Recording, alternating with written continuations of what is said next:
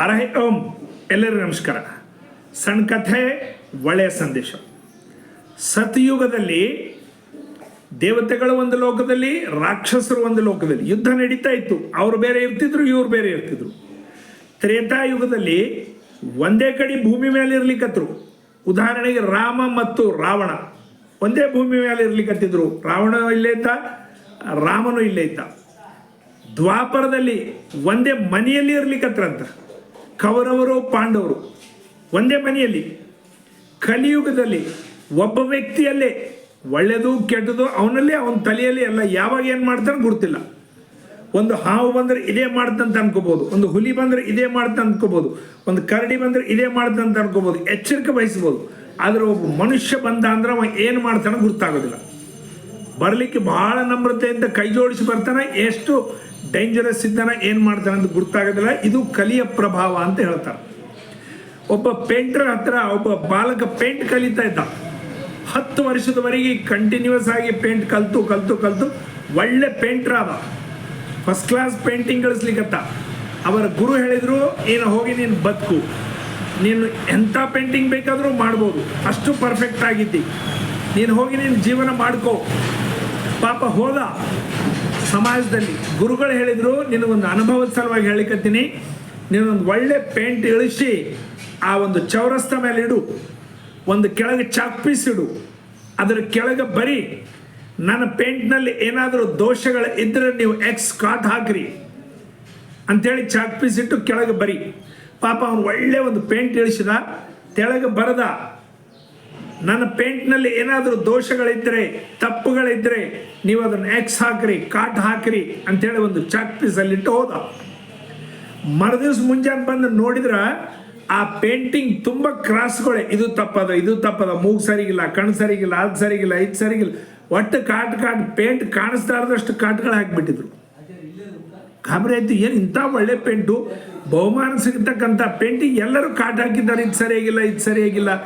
ಗುರುಗಳ ಹತ್ರ ಹೋದ. ಗುರುಗಳೇ, ನೀವು ಹೇಳ್ದಂಗೆ ಮಾಡಿದೆ, ನಾನು ಭಾಳ ಮಂದಿ ಸಂತೋಷ ಪಡ್ತಾರೇನೋ, ಭಾಳ ಚಲೋ ಅಂತಾರೇನೋ ಅಂತ ಹೇಳಿದ್ರೆ ಎಲ್ಲರೂ ಕಾಟ್ ಹಾಕಿದ್ದಾರೆ. ಅಂದರೆ ಗುರುಗಳು ಹೇಳಿದರು, ನಾನು ಇನ್ನೊಂದು ಹೇಳ್ತೇನೆ ನಿನಗೆ, ಇನ್ನೊಂದು ಒಳ್ಳೆ ಪೇಂಟ್ ಇಳಿಸು, ಒಳಗೊಂದು ಪೇಂಟಿನ ಡಬ್ಬಿ, ಬ್ರಷ್ ಇಡು, ನೀನು ಒಳ್ಳೆ ಪೇಂಟ್ ಇಳಿಸು, ಪೇಂಟು ಒಂದು ಬ್ರಷ್ ಇಡು, ಇದರಲ್ಲಿ ನಾನು ಏನಾದರೂ ತಪ್ಪು ಮಾಡಿದರೆ ನೀವು ಸರಿ ಮಾಡಿರಿ ಅಂಥೇಳಿ ಅದರಲ್ಲಿ ಬರಿ ಅಂತಂದು. ಪಾಪ ಒಂದು ಒಳ್ಳೆ ಪೇಂಟ್ ಇಳಿಸಿದ, ಅದರ ಕೆಳಗೆ ಬರೆದ, ನನ್ನ ಪೇಂಟ್ನಲ್ಲಿ ಏನಾದರೂ ದೋಷಗಳಿದ್ದರೆ, ನನ್ನ ಪೇಂಟ್ನಲ್ಲಿ ಏನಾದರೂ ತಪ್ಪುಗಳಿದ್ದರೆ ಇಲ್ಲಿ ತೆಳಗಡೆ ಬ್ರಷ್ ಮತ್ತು ಪೇಂಟ್ ಇದೆ, ನೀವು ಸರಿ ಮಾಡಿರಿ ಅಂಥೇಳಿ. ಮರುದಿವ್ಸ ಹೋಗಿ ನೋಡಿದ, ಯಾರೂ ಅದ್ರ ತಂಟಿಗೆ ಹೋಗಿಲ್ಲ. ಯಾಕಂದರೆ ಬರೋದೇ ಇಲ್ಲ ಅವ್ರಿಗೆ. ಕಾಟ ಹಾಕ್ಲಿಕ್ಕೆ ಬರ್ತದೆ, ಒಳ್ಳೇದು ಮಾಡಲಿಕ್ಕೆ ಬರೋದಿಲ್ಲ. ಇದು ಮನುಷ್ಯರ ತತ್ವ. ನೆಗೆಟಿವ್ ವಿಚಾರಗಳೇ ಜಾಸ್ತಿ ಮಾಡ್ತಾರೆ, ಪಾಸಿಟಿವ್ ವಿಚಾರ ಕಮ್ಮಿ ಮಾಡ್ತಾರೆ. ನಮಗೆ ನೋಡ್ಲಿಕ್ಕೆ ಒಂದು ರೀತಿ ಕಾಣಿಸ್ತಾರ, ಬೇರೆ ಥರ ಇರ್ತಾರ. ಮರಾಠಿ ಒಳಗೆ ಒಂದು ಕಡೆ ಹೇಳ್ತಾರೆ, ಜಸ ದಿಸ್ತೈ ತಸ ನಸ್ತೈ, ಅಂದರೆ ಯಾವ ರೀತಿ ಕಾಣಿಸ್ತಾರೋ ಆ ರೀತಿ ಇರೋದಿಲ್ಲ. ನಮಗೆ ಹಾಸ್ಪಿಟಲ್ನಾಗ ಒಂದು ಕಾಲಿಗೆ ಫ್ರ್ಯಾಕ್ಚರ್ ಆಗಿ ಬಿದ್ದಿದ್ದೇವೆ, ಮಲ್ಕೊಂಡಿದ್ದೇವೆ ಅಂದ್ರೆ ಭಾಳ ಜನರು ಮಾತಾಡಿಸ್ಲಿಕ್ಕೆ ಬರ್ತಾರೆ. ಅಯ್ಯಯ್ಯೋ ಅಮರ್ ದೀಕ್ಷಿತ್ ನಿಮ್ದು ಆಕ್ಸಿಡೆಂಟ್ ಆಯ್ತಂತ ಕೇಳಿದೆವು, ಪಾಪ ಕಾಲು ಮುರಿತಂತ, ಭಾಳ ಒಳ್ಳೆಯವ್ರು ನೀವು, ಭಾಳ ಜಾಗ್ರತೆಲಿಂದ ನಡೆಸೋರು, ಹಂಗಾಯ್ತು, ನಮಗೆ ಅಮರ್ ದೀಕ್ಷಿತ್ ಹಿಂಗಾಗ್ಯದ ಅಂದ್ರೆ ಭಾಳ ದುಃಖ ಆಯಿತು ಅಂಥೇಳಿ ಬರ್ತಾರೆ. ಆ ಹಾಸ್ಪಿಟಲಿಂದ ಕೆಳಗಿಳಿದು ಹೋಗ್ಕಲ್ಕ ಮಾತಾಡ್ಕೋತಾರೆ. ಈ ಸೊಳೆಮನ್ 2 ಕಾಲು ಹೋಗಿಲ್ಲ, ಭಾಳ ಉರಿತಿದ್ದ, ಬರೀ ವಿಡಿಯೋಗಳು ಮಾಡಿ ಭಾಳ ಪ್ರಖ್ಯಾತಿ ಆಗಿದ್ದ, ಅವನಿಗೆ 2 ಕಾಲು ಹೋಗಿಲ್ಲ ಅಂಥೇಳಿ ಬೈತಾರೆ. ಕೆಳಗೆ ಇಳೆಕಲ್ಕ ಬೈಕೋತ ಹೋಗ್ತಾರೆ. ಮನೆಗೆ ಬೆಂಕಿ ಹತ್ತಿದಾಗ ಭಾಳ ಮಂದಿ ಬರ್ತಾರೆ, ಅಯ್ಯಯ್ಯೋ ಪಾಪ ಬೆಂಕಿ ಹತ್ತಿ ಅಂಥೇಳಿ. ನೀನೊಂದು ಚಲೋ ಬಿಲ್ಡಿಂಗ್ ಕಟ್ಟಿ ಉನ್ನತಿ ಆದಾಗ ಆಶೀರ್ವಾದ ಮಾಡಲಿಕ್ಕೆ ಯಾರೂ ಬರೋದಿಲ್ಲ. ಅಂದರೆ ನೀನು ಎತ್ತರ ಬೆಳೆದಾಗ, ಉನ್ನತಿ ಆದಾಗ ಮನುಷ್ಯರು ಮತ್ಸರ ಪಡ್ತಾರೆ. ನೀನು ಹಾಳಾಗಿ, ನೀನು ಸರ್ವನಾಶ ಆಗಿ, ನಿನಗೆ ಮನೆ ಬೆಂಕಿ ಹತ್ತಿದ್ರೆ ಎಲ್ಲರೂ ಸಾಂತ್ವನ ಹೇಳಿಕ್ಕೆ ಬರ್ತಾರೆ, ಪಾಪ ಒಳ್ಳೆ ಮನುಷ್ಯ, ಹಿಂಗೆ ಆಗಬಾರ್ದಿತ್ತು, ನಾವು ಇದ್ದೀವಿ ಸಪೋರ್ಟ್, ನೀ ಏನು ಅನ್ಸ್ಬೇಡ ಅಂತೀರಿ. ಇದು ಜನರ ಒಂದು ಮೆಂಟಾಲಿಟಿ.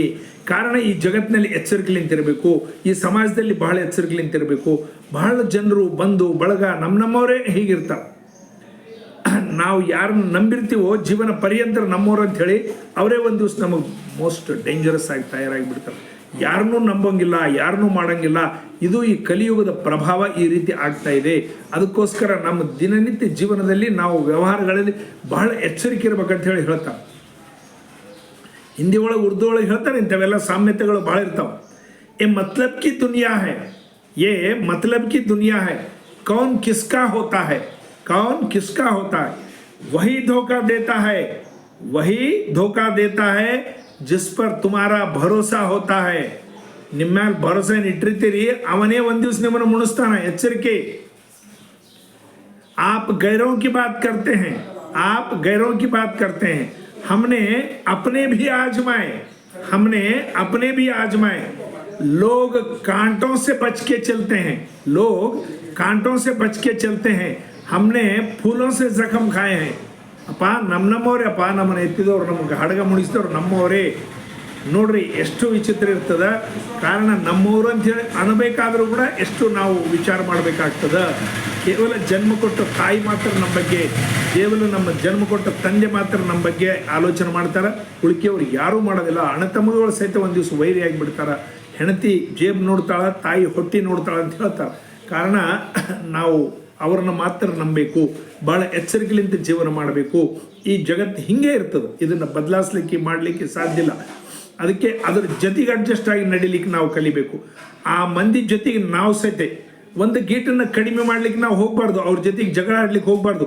ಇನ್ನೊಂದು ದೊಡ್ಡ ಗೀಟ ಹಾಕಿಬಿಡುವಾಗ ಚಾಣಕ್ಯ ಹೇಳ್ತಾರ, ಆ ಸಣ್ಣ ಕೀಟದ ಜೊತೆಗೆ ನೀವು ಜಗಳ ಆಡ್ಲಿಕ್ಕೆ ಹೋಗ್ಬೇಡ್ರಿ. ನಿಮಗೆ ನಿಂದ ಮಾಡ್ತಾರ, ಬದಲಾಮ್ ಮಾಡ್ತಾರ, ನಿಮ್ಮನ್ನು ಅಪಪ್ರಚಾರ ಮಾಡ್ತಾರ, ನೀವು ಕಳ್ಳ ಸುಳ್ಳ ಅಂತ ಹೇಳ್ತಾರ, ನಿಮ್ಮ ಬಗ್ಗೆ ಅನೇಕ ಅಪವಾದಗಳು ಮಾಡ್ತಾರ. ಅವ್ರಿಗೆ ಏನೋ ಆನ್ಸರ್ ಕೊಡಬೇಡ್ರಿ, ಒಂದು ದೊಡ್ಡ ಗೀಟ ಬಗಲಾಗ ಹಾಕಿಬಿಡ್ರಿ. ನರೇಂದ್ರ ಮೋದಿ ಅವರು ಅದೇ ಮಾಡ್ಲಿಕ್ಕತ್ತಿದ್ರು. ನರೇಂದ್ರ ಮೋದಿ ಅವ್ರಿಗೆ ಬಯಸ್ಕೊಂಡಷ್ಟು ಇವತ್ತಿ ಜಗತ್ನಾಗ ಯಾರೂ ಬಯಸ್ಕೊಂಡಿಲ್ಲ, ಅಷ್ಟು ಬಯಸ್ಕೊಂಡಾರ.